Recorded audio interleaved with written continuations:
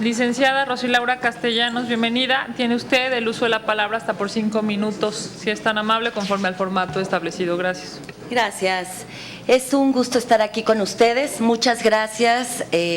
Esta convocatoria nos importa a todas y a todos porque es una institución que marca la pauta para la defensa y difusión, promoción y justiciabilidad de nuestro país. Yo me voy a permitir leer un poco porque los nervios me pueden ganar y prefiero mejor leer y que ustedes después puedan hacerme preguntas sobre el plan que presenté, sobre la propuesta que ustedes ya tienen. Es un gusto de nuevo estar acá. ¿Y cuándo nos veremos con los demás al borde de una mañana eterna, desayunados todos y todas? César Vallejo. He sido testiga desde mi historia personal, desde la historia del país, cómo han evolucionado los derechos humanos en México. La apertura de espacios de diálogo, los acuerdos y las rupturas que provocan las realidades que vivimos, las contradicciones que enfrentamos y los resquemores que hay, precisamente porque aún hace falta construir una cultura de derechos humanos que permita recuperar el lazo social y el respeto por lo público. Yo quiero contribuir para que haya una Comisión Nacional de los Derechos Humanos más fuerte, más robusta, más cercana al pueblo. Creo firmemente en que el diálogo es posible, la mediación y resolución de conflictos urgente y que el entendimiento de la diferencia y la diversidad de voces enriquece cualquier labor encaminada al fortalecimiento, exigencia y justiciabilidad de los derechos humanos. Me alegra participar en este proceso porque es un derecho, porque es necesario acceder al poder político como mujer, como pensadora crítica y como feminista, porque es una posibilidad más de contribuir con una realidad a la que critico duramente y en la que he constatado también que el trabajo arduo, comprometido, colectivo y con propuestas claras y transparentes dan como resultado una vida mejor, éticamente posible en un país como el nuestro. Así pues, la CNDH tiene grandes retos y un arduo trabajo para coadyuvar como organismo autónomo constitucional en la pacificación del país y en la generación de condiciones que permitan el desarrollo y el bienestar de toda la sociedad en su conjunto. Asimismo, ante las graves violaciones a los derechos humanos que día a día se cometen a lo largo y ancho de nuestra nación, se requiere de una institución fuerte, comprometida con una agenda abierta y con una clara capacidad de interlocución con todos los órdenes, niveles de gobierno y con toda la sociedad civil, a efecto de sumar para el entendimiento y la concordia social. A partir de mi experiencia en el trabajo de organizaciones civiles y sociales, de instituciones públicas y de organismos internacionales, es que presento estos ejes de acción. El primero, igualdad social, las víctimas como prioridad. El segundo eje, políticas con perspectiva de derechos humanos y género. Y el tercer eje, transformación cultural y causas ciudadanas. ¿A qué me refiero con igualdad social y las víctimas como prioridad? Que la pobreza es no solo falta de bienes materiales y oportunidades, como por ejemplo la propiedad de bienes productivos, el ahorro, el trabajo, etcétera. La pobreza también genera desigualdades desde un marco estructural que nos va estructurando, que nos da identidad cultural, que nos da capacidad o incapacidad. Por lo tanto, la pobreza está directamente relacionada con la injusticia, con la desigualdad, con la antidemocracia y con la falta de organismos fuertes. Las violaciones de derechos humanos son tanto causa como consecuencia de la pobreza. También la justicia es una finalidad del Estado de Derecho para entender la credibilidad de la democracia que depende de la efectiva y respuesta demanda no solamente social sino económica. Por lo tanto, hay que crear un sistema integral de derechos humanos, hay que revisar y reformular aquello que ha hecho la Comisión Nacional de Derechos Humanos. ¿Qué ha hecho? ¿Dónde se quedó? ¿Qué hay que fortalecer? ¿Qué hay que reformular? Desde el principio de progresividad. Hay que seguir adelante. ¿De qué manera? ¿Cómo? ¿Iguales para qué? ¿Iguales entre quiénes? ahí también hay que crear, dentro de toda esta estructura que tiene la CNDH, hay que fortalecer y crear centros de mediación y resolución de conflictos. Hay que profesionalizar y fortalecer toda esta gama de personas que se dedican dentro de la institución a los propios derechos humanos. Y el tiempo se ha ido muy rápido, les iba a hacer una broma, pero no lo haré. Les iba a decir, no me vayan a hacer enojar, o sea, no, no es cierto, no es cierto. Esto es muy serio. Nada más diré, para finalizar, que el segundo eje es de políticas públicas con perspectiva de derechos humanos y género. Hay que armonizar la Agenda 2030 para el desarrollo sostenible, hay que recuperar el principio de interseccionalidad, hay que fortalecer la participación ciudadana, hay que fortalecer la cooperación empresarial y el apoyo al trabajo, hay que fortalecer los procesos de democracia, transparencia y rendición de cuentas. Y en el tercer eje, que es un eje que me importa mucho, tenemos normas, tenemos leyes, tenemos tratados, ¿por qué no se cumplen? ¿Por qué sigue habiendo impunidad?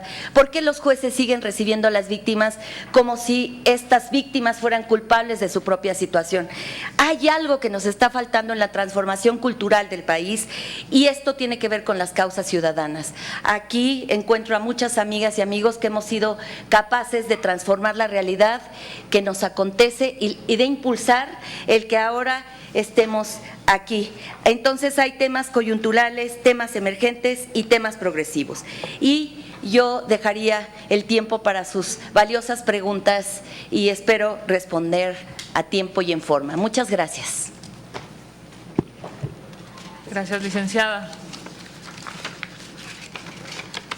La pregunta y el caso de las organizaciones son los siguientes. ¿Qué tipo de acciones se plantea para que el sistema de justicia atienda debidamente a las víctimas de derechos humanos?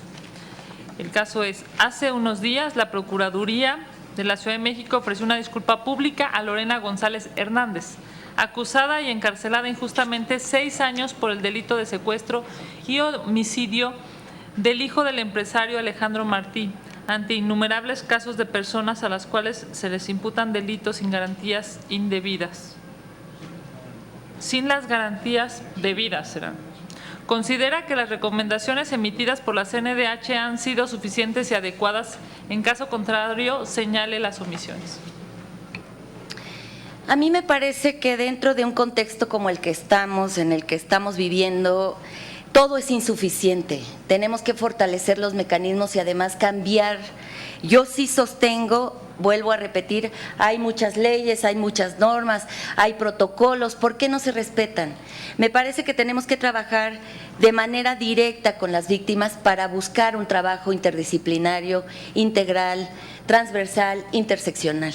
Me parece que yo provengo de esta experiencia, primero como activista, ahora como académica, que lo que ha hecho la CNDH ahora tiene que dar un paso adelante. Tenemos que buscar que haya mecanismos de justiciabilidad que tengan que ver con todo lo que ha propuesto también la sociedad civil. Los mecanismos que tienen que ver con la justicia transicional, con toda esta operatividad que tenemos desde el punto de vista feminista, le llamaremos como este conocimiento situado culturalmente. Tenemos que recuperar lo que las propias abogadas feministas han propuesto y cómo se pone a la víctima en el centro. Entonces, me parece que una mirada interdisciplinaria es urgente, que se capaciten a los cuerpos de investigación, que sepan también mediar, que sepan desmantelar su propia cultura para que den paso a una cultura de respeto a los derechos humanos. Podría yo citarles, pues tendría que ponerse como el derecho a la integridad personal, la libertad y seguridad personal, todos los mecanismos que ustedes ya conocen, pero me parece que ahora es construir otro tipo de escenarios en los cuales efectivamente esta justicia de la que hablamos y de la que la sociedad civil ha impulsado mucho, pueda tomar otro tipo de rumbo más allá también de lo que ya conocemos y la aplicación de los instrumentos nacionales, internacionales, lo que ustedes ya conocen. Me parece que ahora hay que experimentar con nuevos mecanismos que tienen que hacer una justicia restaurativa, integral, que promueva toda la progresividad de los derechos humanos. Gracias, licenciada. Senador, senadores. Gracias. Bienvenida. Muchas gracias. Vamos a hacer unas preguntas en materia de idoneidad. Claro. Adelante. ¿Ha tenido conflicto de interés en empleos anteriores? No, ¿Cuenta con algún conflicto de interés presente? no, ¿Está involucrada en casos de corrupción o fraude? no. Me reservo para una pregunta al final. Gracias. Gracias. En cuanto a los factores de independencia personal, ¿cuenta con independencia político-partidista y no compromete su actuación en función de alguna afiliación? Totalmente, ¿Cuenta con independencia religiosa? totalmente. Gracias. Bienvenida. Muchas gracias. Respecto a los indicadores de probidad, en caso de ser electa como presidenta de la CNDH, ¿está usted dispuesta a presentar y hacer pública su declaración 3 de 3? Claro que sí, mi declaración 3 de 3 ya está en línea. ¿Ha sido usted señalada o denunciada o cuenta con alguna sentencia por violencia familiar o delitos sexuales? No, en lo absoluto. ¿Ha sido señalada, denunciada o cuenta con sentencias condenatorias por incumplimiento de obligaciones alimentarias? No, ¿Ha expresado opiniones públicas en medios o en redes sociales contrarias a los derechos humanos? no, en lo absoluto. Gracias. Gracias. Buenas tardes. ¿Cómo está? Con el Gracias. gusto de recibirla aquí. Muchas gracias. Muchas gracias. Con nosotros el día de hoy. Le agradezco. En cuanto a su experiencia, le pregunto, ¿usted está comprometida con la progresividad de los derechos humanos? Totalmente. ¿Ha Es trabajado necesario. con víctimas de violencia a los derechos humanos? Sí, ¿Sí? ¿Cuenta con la capacidad de diálogo con la sociedad civil, con académicos, colectivos o algunos otros? sí, ¿Cuenta con imparcialidad respecto a sus familiares o amistades cercanas? sí. ¿Es cuánto? Gracias. ¿Algún senador desea hacerle alguna pregunta? Si les parece, de derecha a izquierda.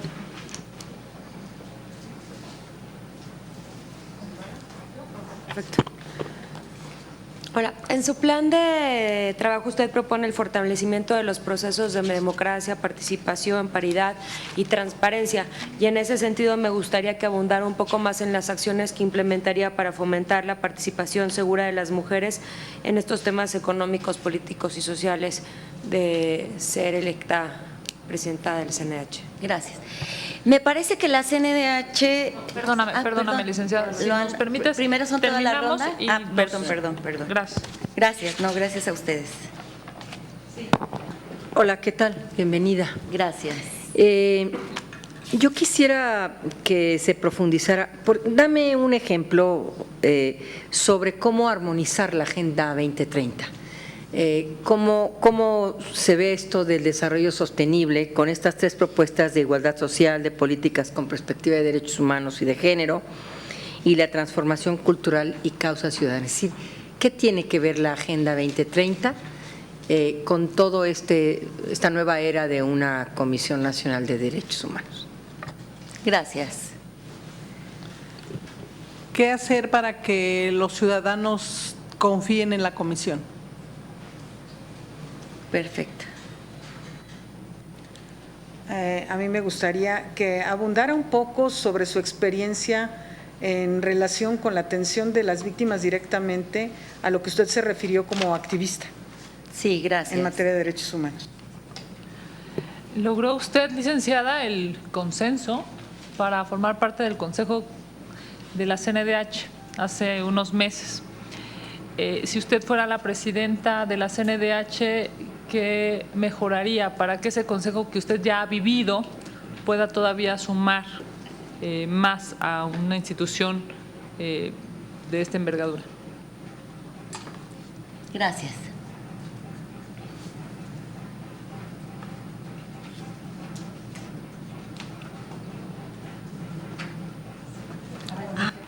Gracias.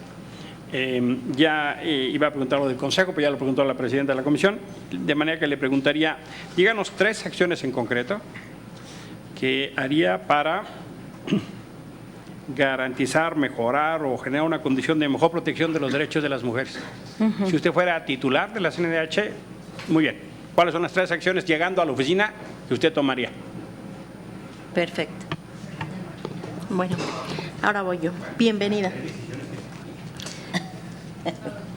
¿Cómo está, Bienvenida. senadora? Mucho gusto. Quisiera preguntarle qué tareas desarrollaría en asuntos relativos a las recomendaciones y conclusiones de la Relatoría de los organismos internacionales y los provenientes del examen periódico universal.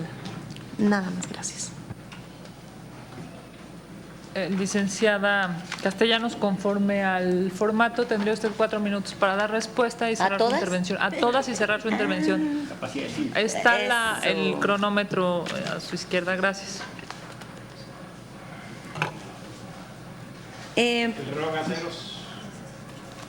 Perdón. Bueno, voy a unir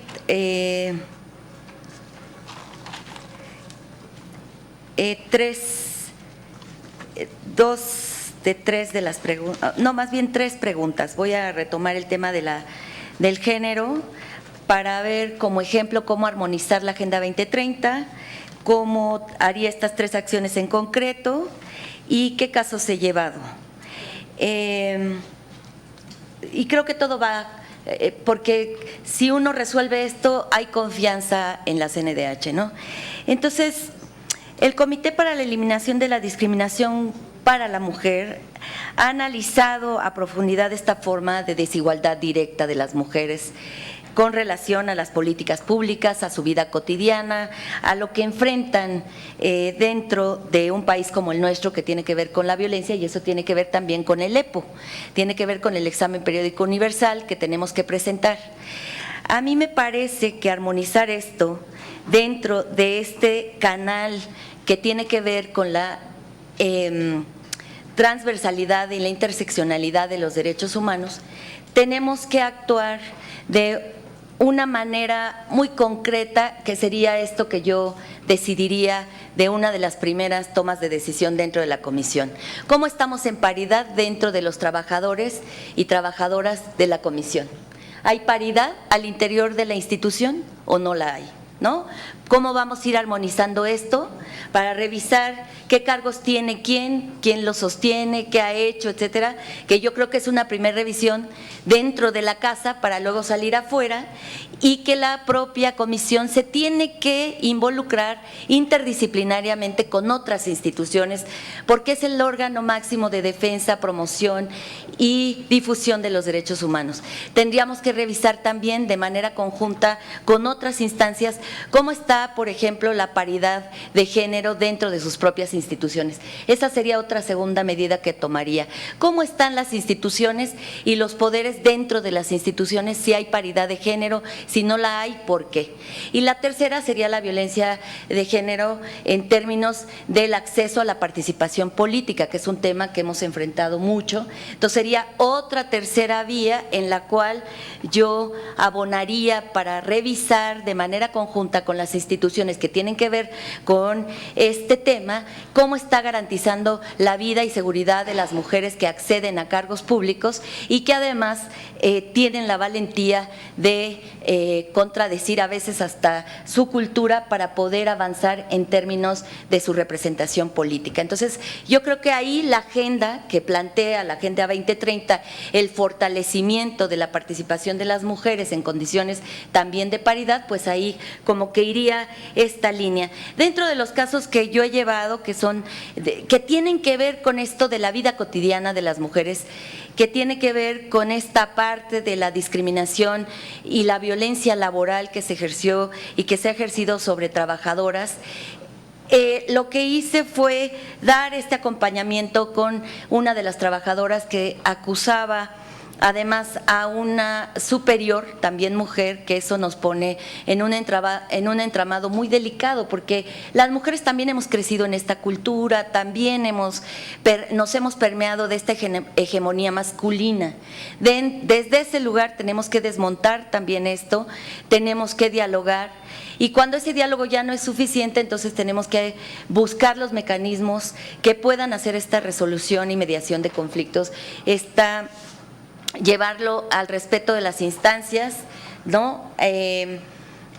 Tratar de agotar todos los instrumentos que tenemos a nuestro alcance para que la víctima se sienta acompañada, se sienta reforzada, sienta que hay alguien que la respalda y que es un trabajo interdisciplinario donde puede haber no solamente una abogada, un abogado, sino también un psicólogo, un psicoanalista, alguien que atienda a la víctima de manera integral, que la arrope y que la pueda acompañar. Y que una cosa que yo creo que tenemos que hacer es revisar esta idea que tenemos también de victimización, dar las herramientas para que la víctima también sepa cómo puede defender sus derechos y cómo puede desmontar también lo que ha vivido para pasar de una supervivencia a una vida digna. Yo creo que espero haber abarcado y creo que eso daría pues un consejo que tiene que salir a las calles, que tiene que fortalecer su presencia y su cercanía con el Senado, su cercanía con la población